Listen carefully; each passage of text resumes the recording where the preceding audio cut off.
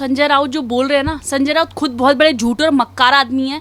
सबसे पहले तो आप लोग ना बाला साहब ठाकरे की कसम खाना बंद करो। बाला साहब ठाकरे की जो आत्मा स्वर्ग में है ना, वो भी विचलित हो रही है। आप लोग बार बार हर बार आप अपने अधिकारी आते हैं और अपनी कसम दिलवाते हो, हम कसम खाते हैं, हम झूठ नहीं बोलेंगे, और आप इतना तो झूठ बोलते हो। क्यों कसम खा रहे हो? क्यों उनको बदनाम कर रहे हो? आप अपने नाम, अब शिवसेना नाम हटा के ना आप भ्रष्ट सेना डाल दो। मैम, शिवसेना को लेकर तमाम तरीके के खुलासे हो रहे हैं। एक तरफ अनिल परब का नाम आ रहा है कि किस तरीके से सचिन वाजे वसूली करता था इनके लिए, और दूसरी तरफ प्रदीप शर्मा।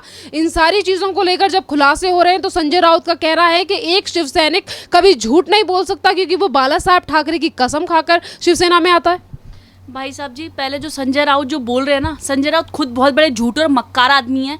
ये जब भी शिवसेना का ट्रेंड है, अगर इस पार्टी को कोई भी बंदा ज्वाइन करता है तो वो कसम खाता है। भाई साहब, आप ना बाला साहब ठाकरे को रोज मार रहे हो। उनकी आत्मा ना जो स्वर्ग में बैठी होगी, वो बेचारी तुमको कोस रही होगी। रोज शपथ लेते हो, रोज मारते हो बंदों को, और शपथ लेने के बाद फिर कहते हो तुम कुछ नहीं कर सकते। एक दिन देख रहा मैं, इन्हीं का नाम खुद आएगा कि इन्होंने खुद कांड किया, और खुद ही अपना नाम बोल देंगे मैंने ये किया था। तो भाई इस आदमी पे विश्वास करना, इस आदमी की पार्टी पे विश्वास करना, ये हमारे लिए दयनीय स्थिति होगी। हमको इस पे विश्वास नहीं करना चाहिए। मुंबई गवर्नमेंट वेस्ट गवर्नमेंट है, बेस्ट सरकार है। मैम, यहाँ पर तमाम तरीके की चीज़ें ये भी सामने आ रही हैं कि संजय राउत ने आज जब बयानबाजी की और जब मीडिया चैनलों ने उनसे बात करने की कोशिश की, तो यहाँ पर संजय राउत ने कहा कि हमारे खिलाफ षड्यंत्र रचा जा रहा है।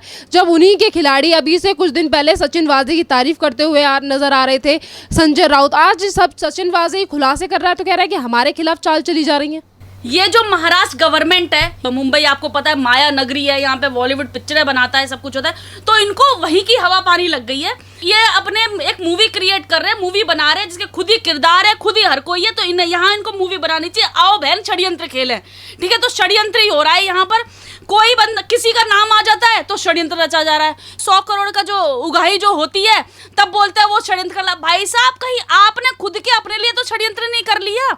ये दोबारा से पूरे इंडिया में सबसे गिरी हुई, सबसे घटिया गवर्नमेंट है। तो इसके कार्यकर्ता हैं जो बड़ी बड़ी, जिन्होंने वो कहते हैं ना भीख में, मैं तो भीख ही बोलूंगी, भीख में इनको पोस्टर बांट दिए क्योंकि आओ, आ जाओ बहन जी, आओ मैडम, आओ सर, हम आपको, आप हमारी सेना ज्वाइन कर लो। ज्वाइन करने के बाद हम आपको बड़ा अधिकारी बना देंगे, बड़ी आपको पोस्ट मिल जाएगी, आपको नीली बत्ती वाली गाड़ी मिल जाएगी, लाल बत्ती वाली गाड़ी मिल जाएगी आपको, ठीक है? तो उन्होंने जो पोस्टर बांटी है ना, उनका कारनामे आज निकल के आ रहे। कहते हैं ना, जो भी हम अगर पेड़ लगाएंगे तो फल हमें वैसा ही मिलेगा।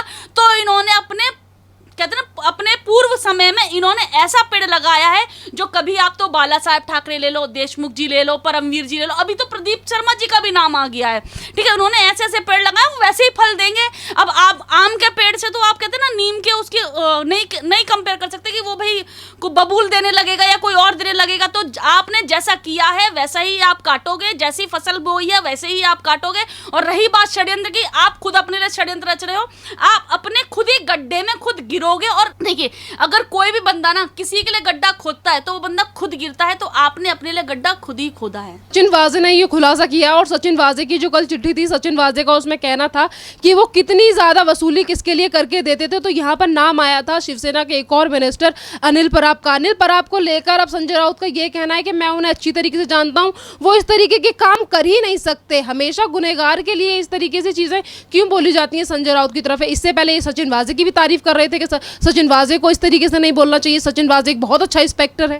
भाई, ये बंदा बहुत अच्छी एक्टिंग करता है। सर, आपसे रिक्वेस्ट है, आप जाके ना मूवी एक्टिंग करो, आपको ऑस्कर अवार्ड भी मिल सकता है, इंटरनेशनल अवार्ड भी मिल सकता है। आप एकदम तो बहुत अच्छी तारीफ करने लगते हो, जब उसकी पोल पट्टी खुल जाती है तो आपको लगता है कि उसे हटा दो, उसे ट्रांसफर कर दो, उसको सस्पेंड कर दो, उसको उस जगह से ही हटा दो। ये बंदा आज भी इसीलिए अच्छा बोल रहा है क्योंकि कहीं ना कहीं जो जितने भी क्राइम हो रहे हैं, जितने भी अपराध हो रहे हैं, वो सारी जड़ कहाँ जा रही है? देशमुख के घर तक जा रही है। तो उनको ये लग रहा है वो बंदा एक स्टेप ऊपर चल गया, फिर एक स्टेप और आ गया। कल को ऐसा ना हो वो स्टेप करते करते देशमुख जी के घर पे आ जाए, एनआईए जो भी इन्वेस्टिगेशन हो रहा है, कल को ऐसा ना हो वो हमारे घर आ जाए, इसलिए वो भी अच्छापन का वो नाटक कर रहे हैं। वो नाटक कभी भी खत्म हो सकता है, वो सारी जनता देखेगी, मैं भी देखूंगी, आप भी देखोगे, हमारी जो भी व्यूअर्स है सब देखेंगे इनका नाटक कब खत्म होने वाला और कब ये बहुत बुरे अधिकारी बनने वाले हैं। मैम यहाँ पर एक और बात जो जनता की तरफ से सवाल उठ रहा है कि आज संजय राउत ने कहा कि जो बाला साहब ठाकरे की शपथ लेता है वो शिवसैनिक कभी भी झूठ नहीं बोल सकता।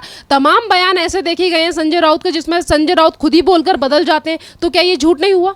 देखिए, पहली बात तो बाला साहब ठाकरे जी हैं, वो भगवान को प्यारे हो चुके हैं। यहाँ पर मैं एडवोकेट हूँ, यहाँ पर कोर्ट के अंदर ना गीता माँ की कसम दिलाई जाती है, गीता पे हाथ रख के अपने धर्म की कसम खाओ। वो बंदे धर्म की कसम झूठी खा लेते हैं। सबसे पहले तो आप लोग ना बाला साहब ठाकरे की कसम खाना बंद करो। बाला साहब ठाकरे की जो आत्मा स्वर्ग में है ना, वो भी विचलित हो रही है। आप लोग बार बार हर बार आप अपने अधिकारी आते हैं और अपनी कसम दिलवाते हो, हम कसम खाते हैं, हम झूठ नहीं बोलेंगे, और आप इतना तो झूठ बोलते हो। क्यों कसम खा रहे हो, क्यों उनको बदनाम कर रहे हो? आप अपने नाम, अब शिवसेना नाम हटा के ना आप भ्रष्ट सेना डाल दो, तो आप भ्रष्ट सेना के नाम से होगा ना, तो बंदे आपको वोट देंगे या नहीं देंगे।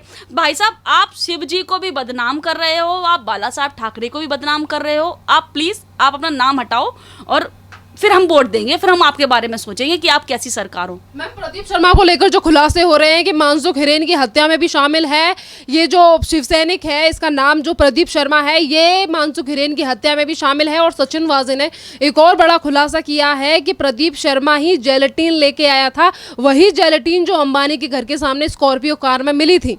बिल्कुल, नाम क्यों नहीं आएगा? देखिए मैम, आप एक छोटे से एग्जाम्पल से समझो। घर का जो कोई मुखिया होता है उसके अंडर में सारे बच्चे काम करते हैं, चाहे वो जो मदर हों, उनके बच्चे हों, उनके बच्चों के बच्चे हों। मैं सबसे पहले इस स्टेट के सीएम पे उंगली उठाऊंगी, उद्धव ठाकरे पर, कि आपकी अगुवाई में, मैं तो अगुवाई वर्ड यूज करूंगी क्योंकि कहते हैं जब हम किसी को आदेश देते हैं तो ये एक तरह से आदेश ही है। तो आपकी अगुवाई में ये सब कुछ हो रहा है, आपकी नाक के नीचे हो रहा है, जो कि आपको पता है। कहते हैं कोई भी घर का बच्चा, अगर फादर ने जो डायरेक्शन दिया वो ही करेगा, अलग नहीं किया जाएगा, वरना उस बच्चे को प्रॉपर्टी से बेदखल कर दिया जाता है।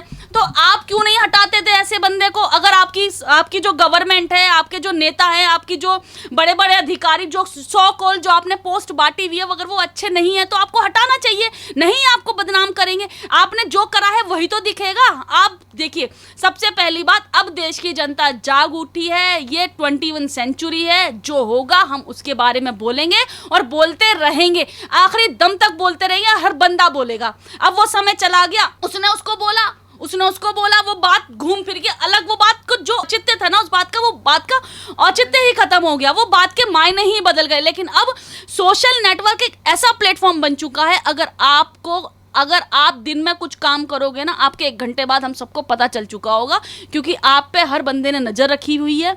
शिवसेना, दोबारा से बोलूंगी, आपको अपना नाम बदल लेना चाहिए।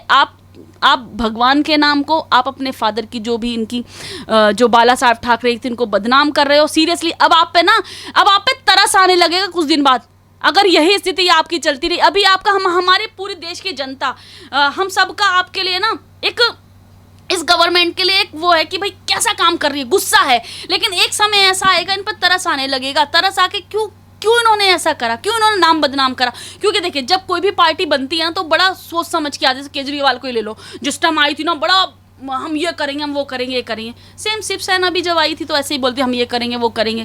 तो लेकिन करा क्या है? आप अपना डायरेक्शन भूल चुके हो। आप अपना जब कसम खाते हो ना, तो कसम खाते समय एक अपना मैनिफेस्टो तैयार करो और उस मैनिफेस्टो में ये बताओ कि हम ये करेंगे, ऐसे करेंगे, ऐसे करेंगे। बाला साहब ठाकरे की कसम खाना बंद कर दो। मैम, यहाँ पर जितनी भी चीजें महाराष्ट्र में खुल कर सामने आती हैं, चाहे फिर उसमें एनसीपी के नाम शामिल हो, कांग्रेस के नेताओं के नाम शामिल हो, या फिर शिवसेना के नेताओं के नाम शामिल हो, शिवसेना के नेताओं की तरफ से हमेशा ये बात कही जाती है कि बीजेपी हमारे खिलाफ रणनीति तैयार कर रही है, बीजेपी हमारी सरकार को गिराना चाहती है। सेंट्रल गवर्नमेंट को भी टारगेट किया जाता है। देखिए, सेंट्रल गवर्नमेंट को टारगेट केवल यही गवर्नमेंट नहीं कर रही, हर बंदा टारगेट कर रहा है। हर बंदा वो टारगेट कर रहा है जिसका मन का नहीं हो रहा। ठीक है, आप महाराष्ट्र गवर्नमेंट को ले लो। आप कांग्रेस को ले लो, आप क्या बोलते हैं केजरीवाल पार्टी को ले लो, अब बीजेपी की बुराई कर रहे हैं आप ना। मैं आपको आज चैलेंज कर रही हूँ, आप लोग पाकिस्तान का चैनल उठा के देख लो, मोदी के बारे में बोल रहे हैं। भाई मोदी ने ऐसा करा क्या है, आप सब लोग बुरा बोल रहे हो? मोदी ने ये करा है, मोदी ने आपकी ना नाक में नकेल डाल के रख रखी है, बीजेपी वालों ने आपकी नाक में नकेल डाल के रख रखी है, आपको सोने नहीं दे रहे। आप जो काम कर रहे थे ना, जो आप दलाली खा रहे थे, 1-1 करोड़ खा रहे थे, वो अब आपको आना बंद हो गए हैं, आपके काले कारनामे बंद हो गए। तो आप किस पर डाल दो? बीजेपी पे डाल दो, क्योंकि दुनिया तो बुराई उसकी कर ही रही है। मैंने पर्सनली देखा था, पाकिस्तान का चैनल देखा था, जिसमें वहां के जो व्यूअर है ना, वो व्यूअर इतनी ज्यादा तारीफ करते हैं हमारे पीएम की, हमारे इंडिया के पीएम की, उन्होंने ऐसा किया, ऐसा किया है, ऐसा होना चाहिए। लेकिन क्यों कुछ चुनिंदा लोग ऐसा बुराई क्यों कर रहे हैं? उनको देश की तरक्की से कोई मतलब ही नहीं है। वो अपनी तरक्की देश की तरक्की को वो अपनी तरक्की मानते हैं कि भाई मेरे घर में मेरे घर में ये आया है, तो ये अगर आ जाएगा तो तरक्की हो गई। उनको खाली अपने घर से पड़ी है, अपने बच्चों से पड़ी है, अपने स्विस बैंक के अकाउंटों से पड़ी है। मेरा बच्चा आज अमेरिका में पढ़ के इंग्लैंड में चला गया, उनको इससे पड़ी है। उनको हम किसी से नहीं पड़ी। तो आने वाली हर स्टेट, हर गवर्नमेंट के बारे में जब तक आप जान लें, पहचान कर लें, उसी को वोट दें, उसी के साथ खड़े हों, क्योंकि ये हमारे पूरे भविष्य का सवाल है। अब तक तो हमने अपने पीढ़ी को अपंग बना दिया था, लेकिन अब हम अपने आने वाली पीढ़ी को अपंग नहीं होने देंगे और इस तरह की राजनीति को बंद करना होगा। चाहे कोई भी नाम किसी का, बीजेपी बोल दो, भाई कुछ भी कांड हुआ है बीजेपी बोल दो, करो खुद और नाम रख दो बीजेपी का। ऐसे हम पागल हैं जो मान लेंगे। धन्यवाद मैम।